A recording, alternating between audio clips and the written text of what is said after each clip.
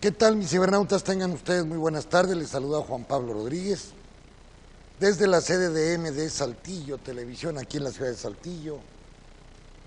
Es un gusto estar con ustedes nuevamente y, como siempre, les deseamos un cordial saludo y un mensaje de fraternidad a todos nuestros hermanos de Centroamérica, Sudamérica, España, Europa, Estados Unidos y algunos que nos ven allá en India y en el continente asiático. La primera cuestión que me gustaría trazar aquí es, pues sigue el conflicto electoral en los Estados Unidos, pero ya se está volviendo un conflicto ideológico. En efecto, antes teníamos del lado de la supply side, es del lado de la oferta, que había que subir las inversiones, había que incrementar las inversiones en Estados Unidos para que se generara riqueza, empleo y se formulara un ciclo virtuoso. Y del otro lado la demand side, que es el lado de la demanda, donde pues entran Stiglitz, Krugman y otros economistas, son dos escuelas, y el fenómeno está en que generar demanda con dinero fácil, con los quantity easy, generar demanda con las tasas de interés baratas, ¿verdad?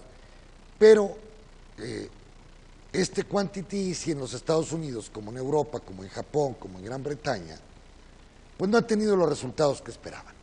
El mundo, como dice el Fondo Monetario Internacional, pues está pensando, se está creyendo que el mundo pueda crecer del 2 al 3% este año, diferente al 4% del año pasado, debido a que China pues está viviendo problemas graves de endeudamiento interno, de malas inversiones, de falta de demanda, hay que decirlo, de una baja del comercio internacional.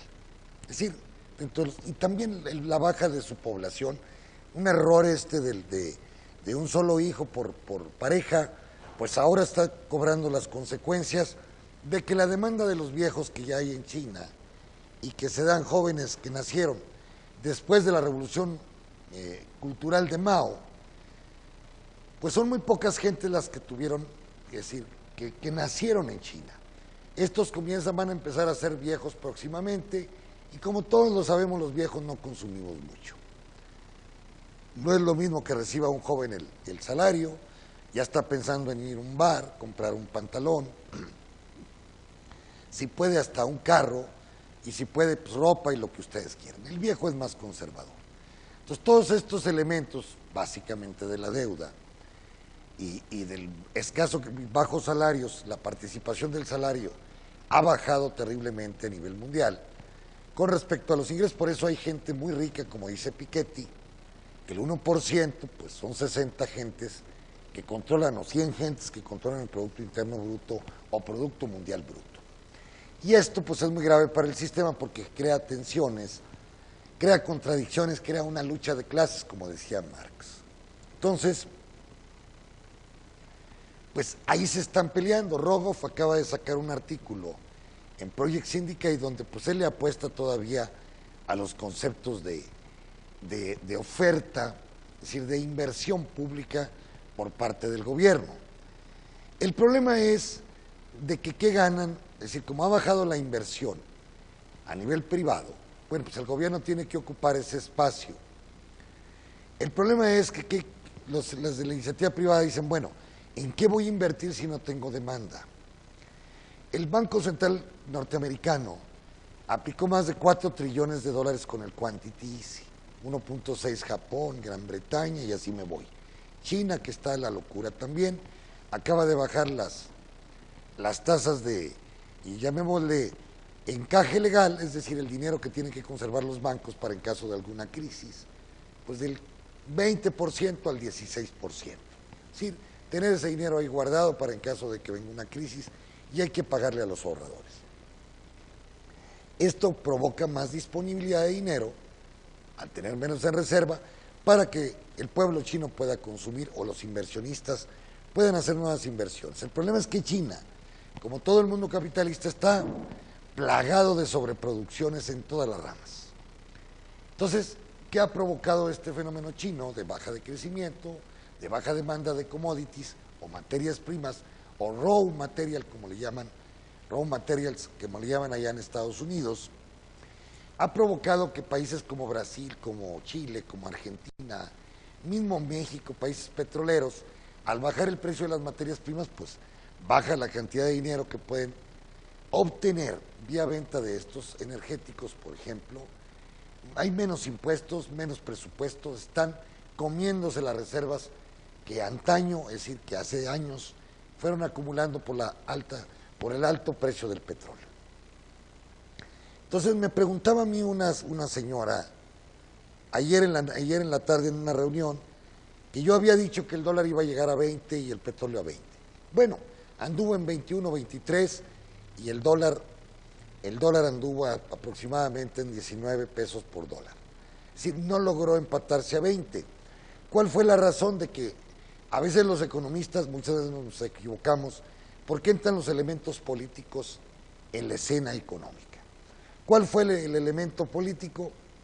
Pues que Putin, viendo que sus reservas iban a la baja, igualmente los árabes sauditas, Qatar, los Emiratos Árabes, Kuwait, pues se ponen de acuerdo para congelar la cantidad de petróleo que van en venta que pueden tener.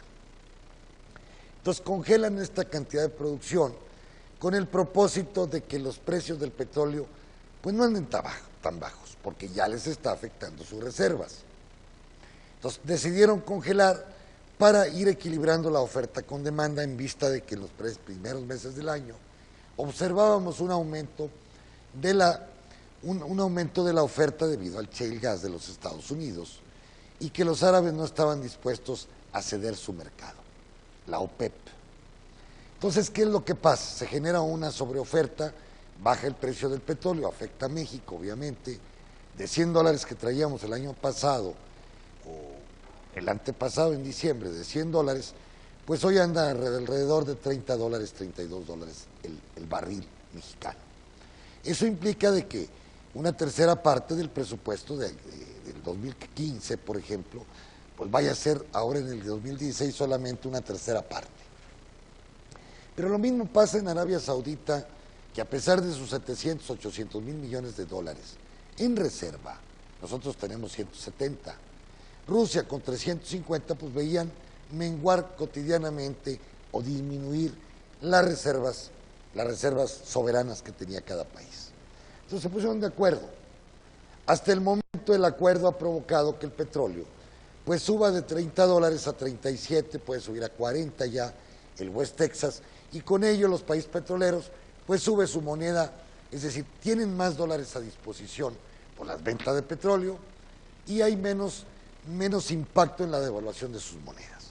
Se revalúa el rubro, se devalúa la moneda saudita, se revalúan. Igualmente le va bien allá a Noruega, a México, pues logra recuperar el 1.6 este año del valor de su moneda.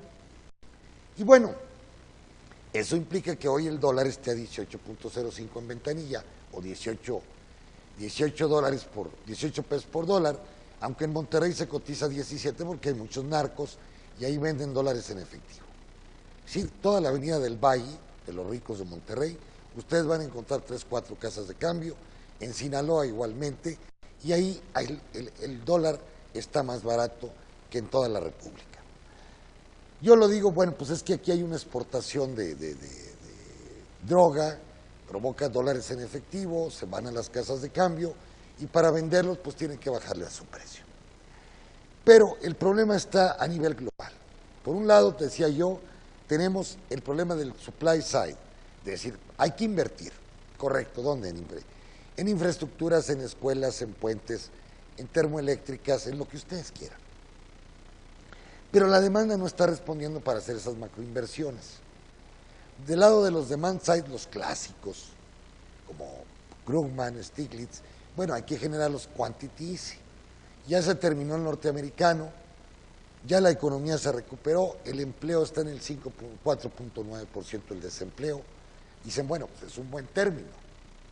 Pero la economía norteamericana no está creciendo como lo esperaban. Está muy abajo de su potencial.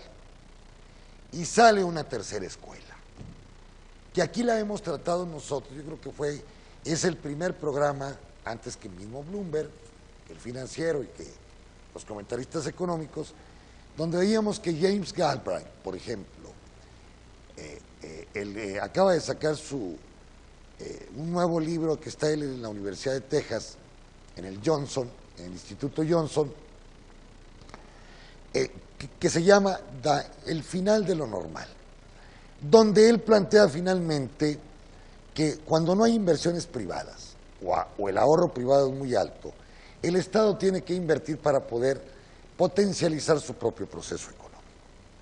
Pero ¿cómo lo plantea él? Igualmente el señor Corbyn, que es actualmente asesorado por gentes de Sussex University, donde él plantea de generar la política del helicóptero, como yo se los había dicho aquí, que ya lo planteaba el exsecretario de Hacienda de Gran Bretaña, igualmente el Kemal Dervish, que es un turco que es actualmente presidente de la UNTAD, es decir, es el Programa para el Desarrollo de las Naciones Unidas. Bueno, entonces, el fenómeno del helicóptero, ¿qué significa? Como lo dice Corbyn y como lo dice James Galbraith, que hay que decir, y a otros del Banco Nacional de París, porque hay otras gentes que ya lo están planteando. Esto lo vuelve interesante a la teoría económica que actualmente pues vive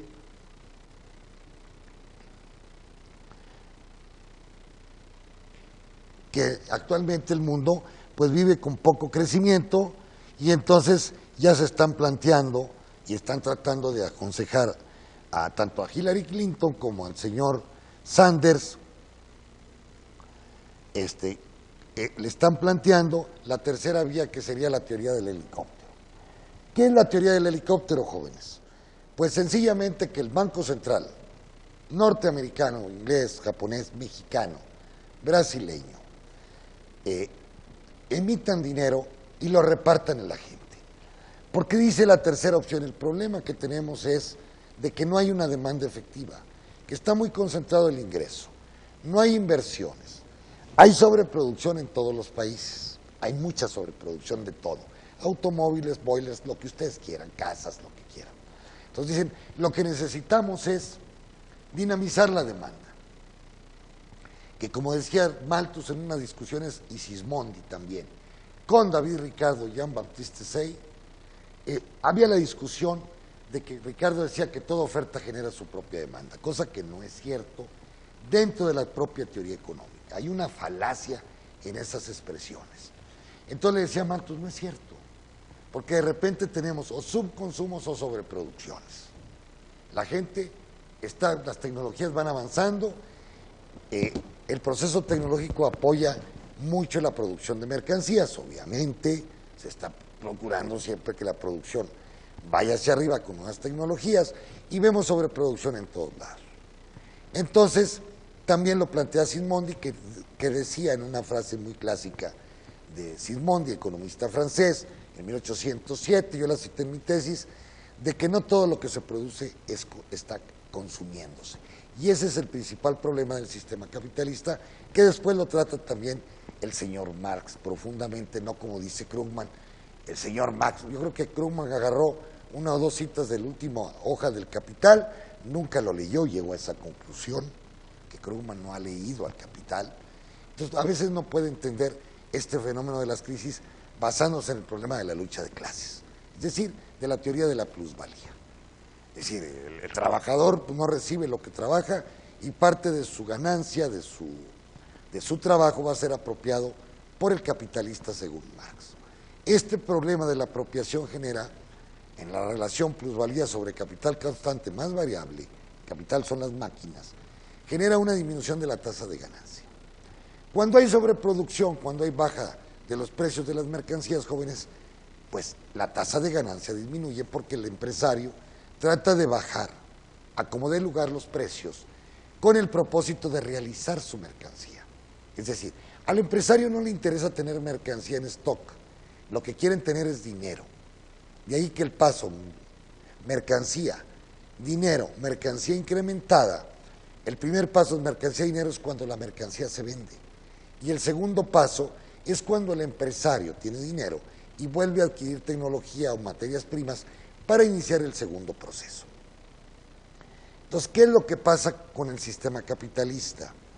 El problema es ese paso terrible que hay, es decir, como un equilibrista, allá entre las Torres Gemelas, con alto viento, con riesgo de caerse, con grandes riesgos de caerse, ese paso, ese salto del tigre, como le llaman aquí en México. Entonces, el problema es de realización de mercancías porque hay sobreproducciones. Hay casos aislados como Venezuela, donde el gobierno de Maduro y Chávez, y yo lo entiendo, a veces la ambición de generar un gobierno socialista que se desarrolle, fueron destruyendo los aparatos productivos o de la burguesía nacional o internacional.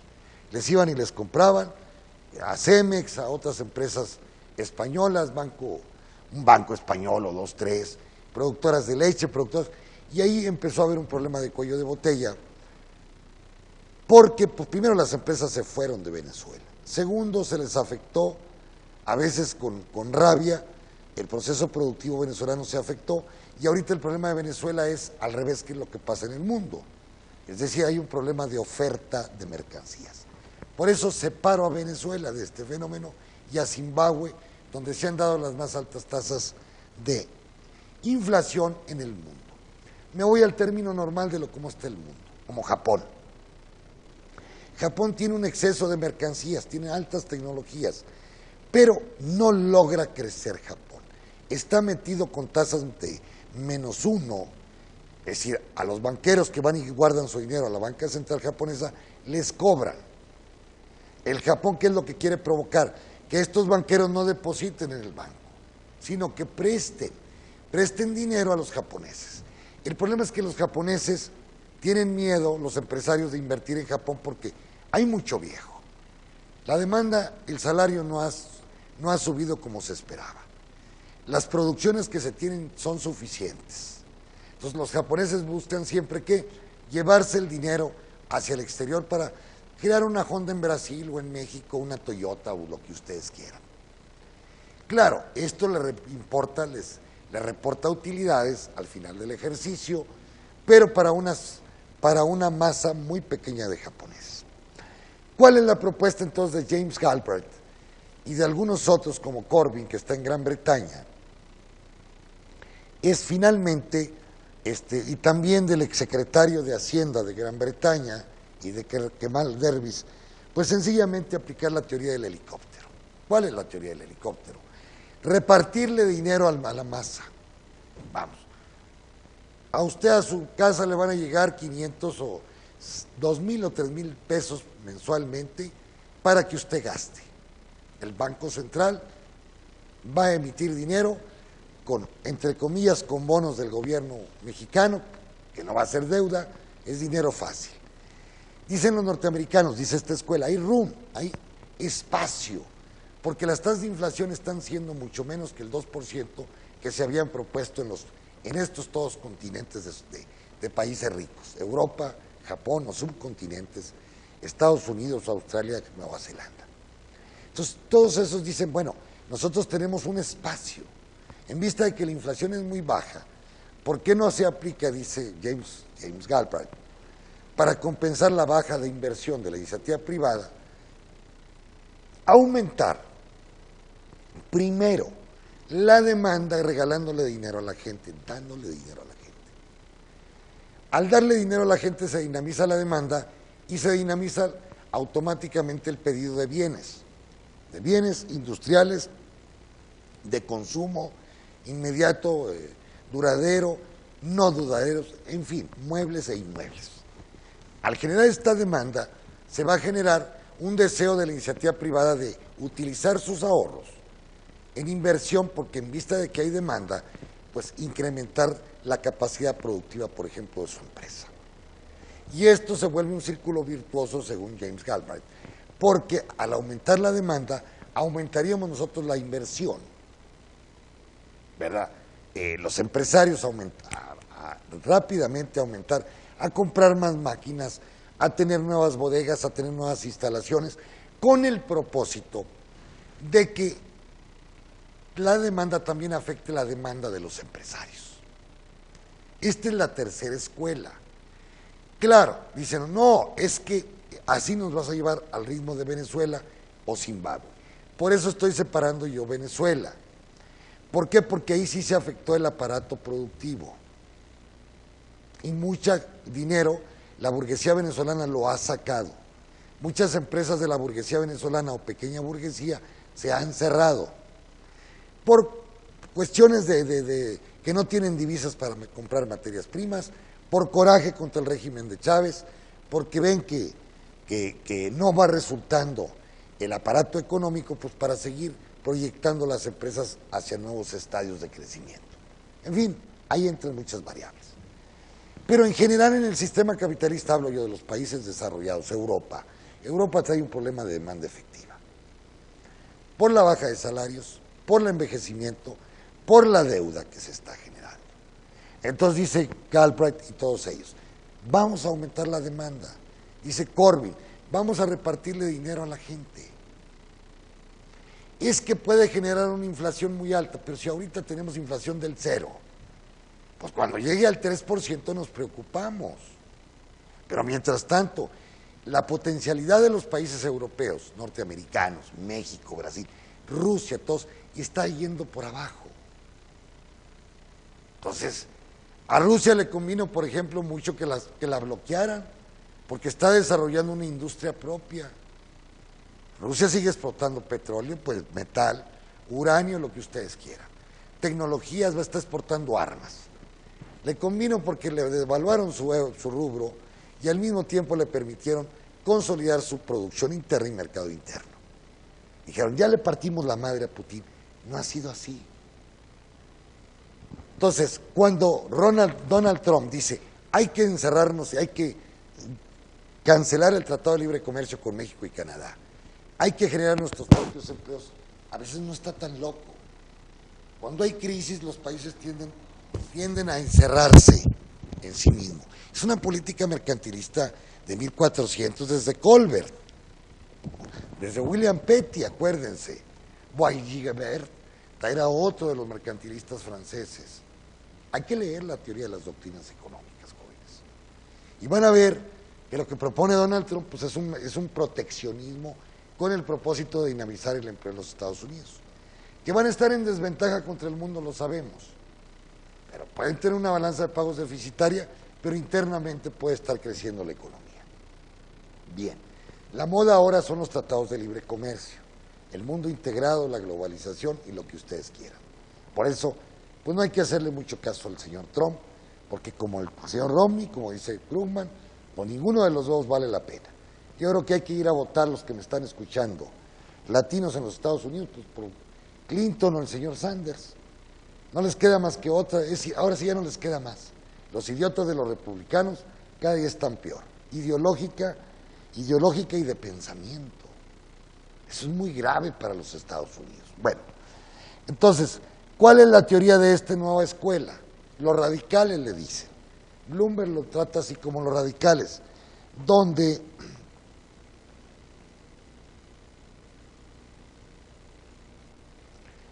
salió en la mañana, ustedes saben que constantemente están saliendo teorías a nivel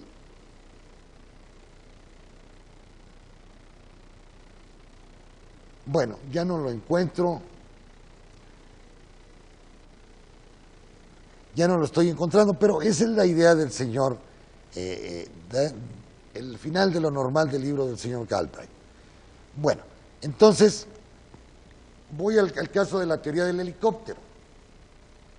Y ya yo lo había tratado el miércoles pasado con Carl Mead, que era el gobernador o exdirector o exsecretario de Hacienda de Gran Bretaña, y Kemal Dervish también, presidente de la UNCTAD a nivel mundial. Bueno, entonces, dicen ellos, este es un mensaje para Sanders y también para López Obrador y para toda la izquierda socialdemócrata del mundo. Mientras los países no tengan problema de inflación y que al contrario vayan hacia un proceso de deflación y de cero crecimiento, dicen ellos, se antoja de que inmediatamente se aplique la teoría del helicóptero. Es decir, darle dinero a la gente para que esté consumiendo, ello dinamizar la demanda y con ello dinamizar la inversión de la iniciativa privada. Esto es muy interesante Vayan ustedes ahorita a Bloomberg, busquen el artículo de los radicales de la economía, como le dicen ellos. No sé si aparezca en opinión de Bloomberg, ¿verdad? Por ahí debe de andar, a lo mejor. Por ahí debe de andar, entonces, columnistas.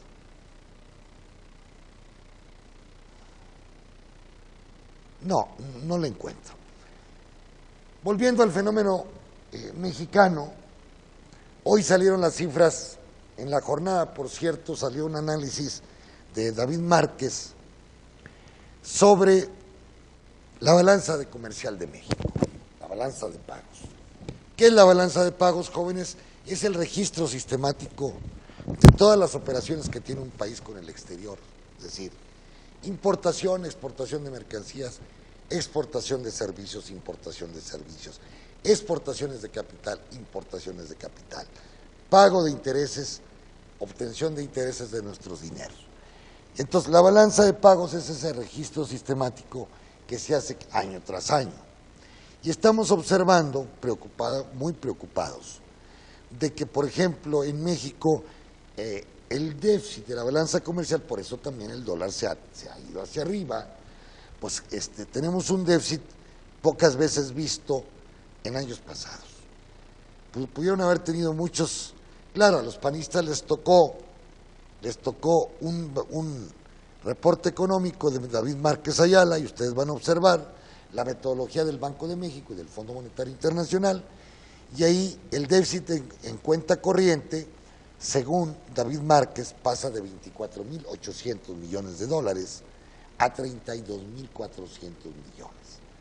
Este déficit, obviamente, los 6.000 millones, pues normalmente se cubren con deuda externa o deuda interna. Por eso la deuda mexicana ha estado creciendo a ritmos súper acelerados, es decir, del 10-15% anualmente, a tal punto que sí, Felipe Calderón le dejó 22.000 millones, digo, el 22% del Producto Interno Bruto con respecto a la deuda, o la deuda con respecto al Producto Interno Bruto, hoy ya, o el 25%, hoy ya es el 50%.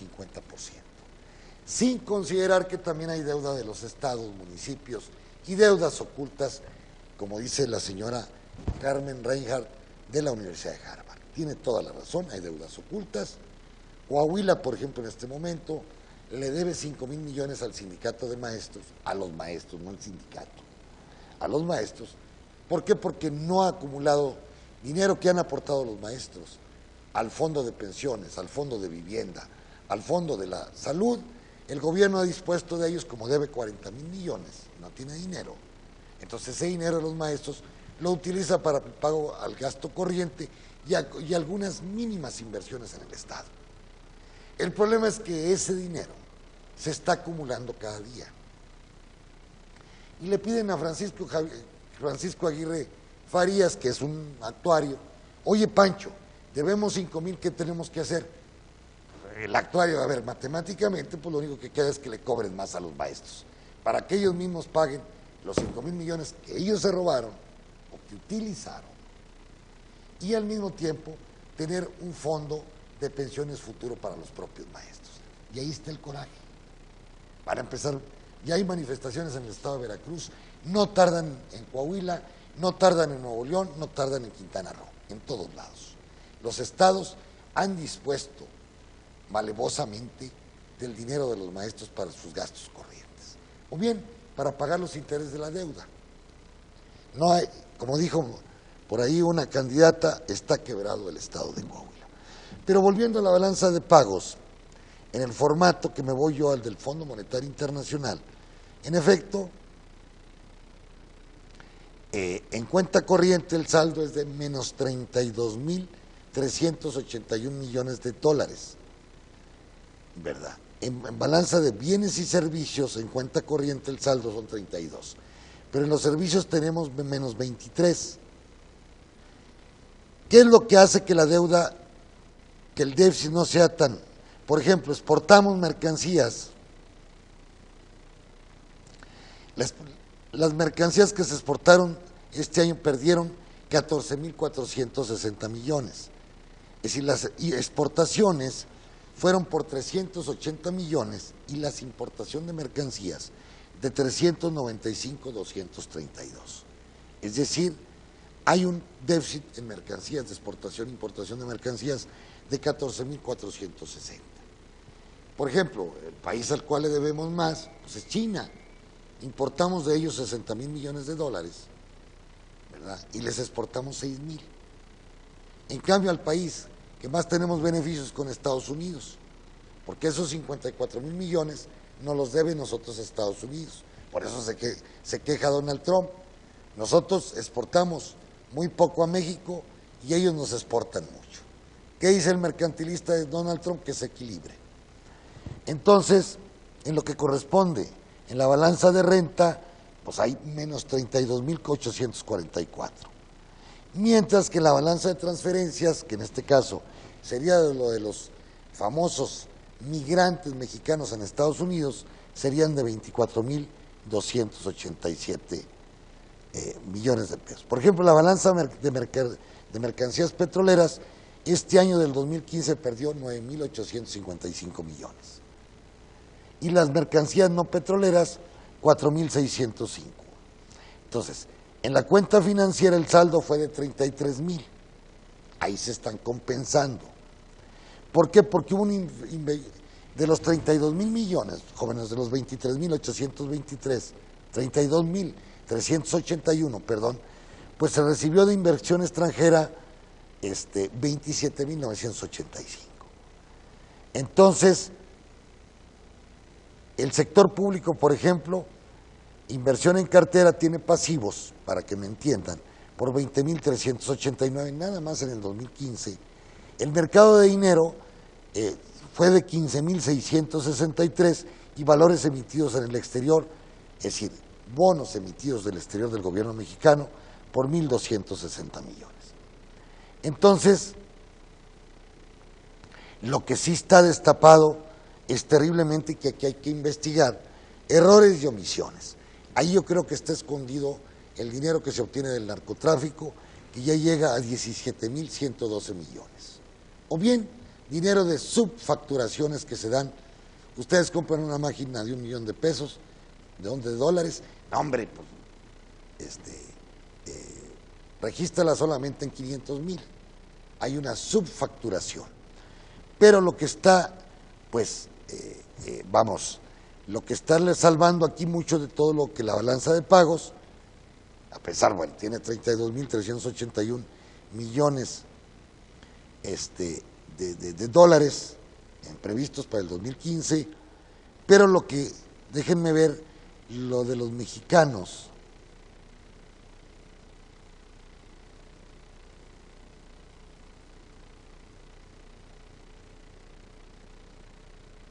viajeros internacionales, utilidades, regalías, transferencias, 24,287 millones provocaron los mexicanos. De intereses de la deuda se pagaron 23,391 millones. Casi se empatan los intereses que estamos pagando por la deuda, que equivale ya casi al 50% del Producto Interno Bruto.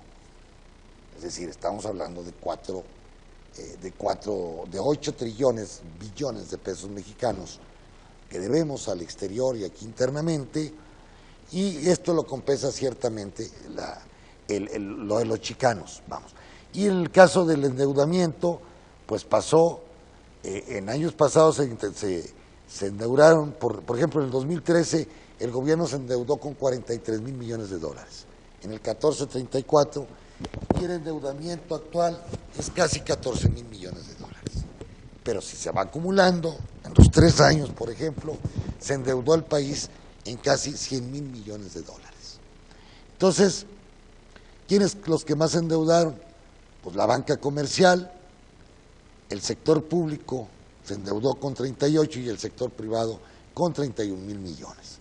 Vean ustedes la gráfica de David Márquez Ayala, porque pues es una cosa difícil. El déficit acumulado de los últimos 5 años son 117,000.5 millones de dólares debido a los déficits en cuenta corriente. Y esto pues provoca, cuando hay un déficit, hay que endeudarse en dólares o en CETES o en bonos para poder compensar el que el pasivo sea mayor que el activo. Entonces, pues, hay que tener dinero de un lado. Pero a la larga, pues esto va a provocar muchos problemas. Ahora, ¿a quién les van a provocar más problemas? Pues a los gobiernos, a nivel central, a nivel estatal, perdón, que más deban. Porque pues hay que pagar la deuda, hay que pagar los intereses de la deuda y al mismo tiempo hay que pagar las pensiones, aunque se deban, hay que pagarlas. Es una obligación jurídica. Y entonces no queda dinero para inversiones, que es lo que hacen los gobiernos estatales como el de Coahuila. Bueno, vamos a aumentar impuestos a la tenencia o al permisos para conducir o para tener un automóvil. ¿Qué es lo que provoca cuando ustedes tienen un estado de 32, un país con 32 estados, que la gente por una cuestión lógica busque un estado donde sea más barato obtener un automóvil o registrar un automóvil, donde sea más barato obtener un pasaporte, donde sea más barato registrar una sociedad, y así me voy. Entonces, hay una ley de un doctor en economía, a ver si lo buscan, australiano, que dice que mientras más queremos cobrar, obviamente menos obtenemos dinero. Y este cuento de nunca acabar, del déficit que están planteando los republicanos, el déficit que tiene Norteamérica es terrible, la deuda norteamericana. Están hablando de 15 trillones de dólares, 16 trillones de dólares, pues provoca automáticamente de que ellos protesten y digan, no, lo que necesitamos es bajar los gastos. Pero al bajar los gastos, baja la demanda efectiva. Pero al subir las tasas de interés, aunque sea el 0.2, 0.5, ni siquiera el 1%, provoca que sea más costoso, pues que sea más costoso el crédito para obtener una casa, para obtener un automóvil, para obtener lo que ustedes quieran. Entonces, pues las cosas están mal. De ahí que la nueva teoría de los radicales norteamericanos, básicamente, y ingleses, pues digan ellos, pues vamos a aplicar mejor la teoría del helicóptero, a repartirle a la gente dinero, y si mientras tengamos un margen de inflación hasta el 3 o 4%, pues repartámoslo para que la economía pueda entrar en su potencial. Aquí estamos con ustedes y había bajado la batería. Entonces, ahorita las bolsas de valores van bajando mínimamente. El punto 30 también bajó, parece, déjenme ver. Por ejemplo, el Nasdaq, déjenme ver, el Dow Jones, no, va subiendo el Dow Jones, .09, el de las 500 empresas, que es otro muy importante, el Standard & Poor's de las 500, bajando el .04, pues casi todos están ahí, y el Nasdaq .04, es decir, en general casi estamos en ceros. ¿Cómo cerró Europa, por ejemplo? También les digo, es que no están funcionando las teorías del quantity easy planteados por Europa, sí subiendo más. Europa el .69, por ejemplo, Gran Bretaña en el 1.50, el caso de Francia subiendo el .40 y .31, no es mucho, pero bueno. Alemania con el 1.62, Dinamarca con el 1.37, y déjenme ver en Rusia bajando el 1.88, Suiza el .25, y toda Europa como un solo continente, España, subiendo el .58, y Holanda 1.18, Italia bajando el .03. En el caso déjenme ver Europa en general, Portugal subiendo 1.23, Austria 1.66, pero ¿dónde está al final? Yo creo que está al final.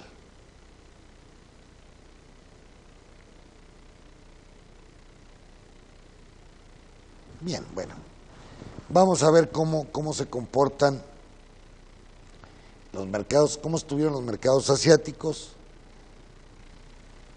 el mercado chino y el mercado japonés, que es el que nos interesa. Asia-Pacífico. Aquí está. El Nikkei de los 500, pues va subiendo el 1.54, fíjense, subió el 7.77. El Topix de Tokio, el 1.52. China, Shanghái, el 1.75, muy bueno. Y el Shenzhen, 3.57. ¡Wow! Hong Kong, 1.34, 1.74. Y en el caso de Corea, el Kospi 200 subiendo el 0.07. Nada. India, que es la otra muy importante, subiendo el Standard & Poor's el 0.35%. Ahora, ¿cómo andan los mercados de las materias primas? Que yo hablaba de la caída de los commodities a nivel mundial. Se ha venido recuperando el mercado petrolero. A medida que el mercado petrolero se recupere, pues se recupera el peso mexicano, se recupera la bolsa rusa, las bolsas árabes, ¿verdad?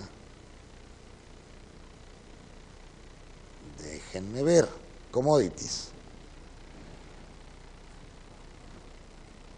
Me decían, ¿por qué el peso mexicano está revaluando? Porque se está revaluando el petróleo mexicano.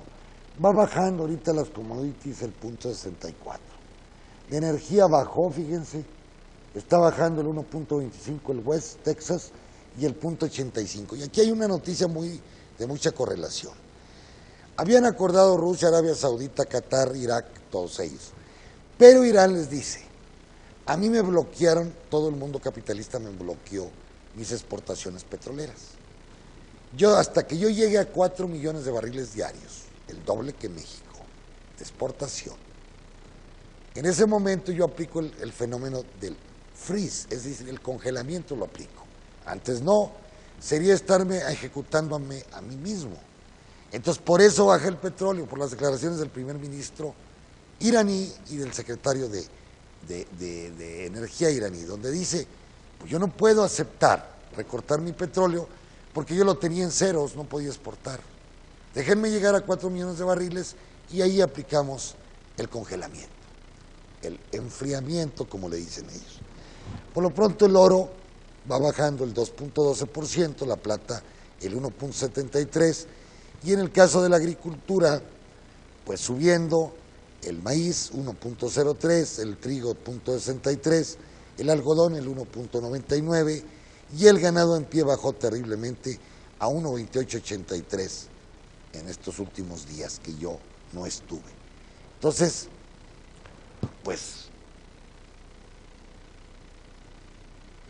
Entonces, señores, pues las bolsas por eso han estado subiendo, porque el petróleo a 37.25 cuando andaba a $30 y el Brent que andaba a 32, ahorita anda en 39.54. Entonces han sido unos aumentos fabulosos y eso les provoca más entrada de dólares, les provoca menos devaluación de sus monedas a todos estos países. Bien, pues son las noticias de hoy día. Vean esa tercer vía o vean esa tercer teoría radical, como le llaman ellas, que contrarresta lo que Keynes pensaba. Ok, Keynes pensaba en una demanda efectiva, vía intereses, vía préstamos bancarios, hipotecarios, inversiones, pero no darle dinero a la gente. Ahí está, y aumentar salarios por decreto. Esa sería la segunda opción que está planteando esta escuela económica a nivel mundial. Pásenla muy bien, se despide de ustedes su amigo Juan Pablo Rodríguez y nos vemos el próximo miércoles. Gracias.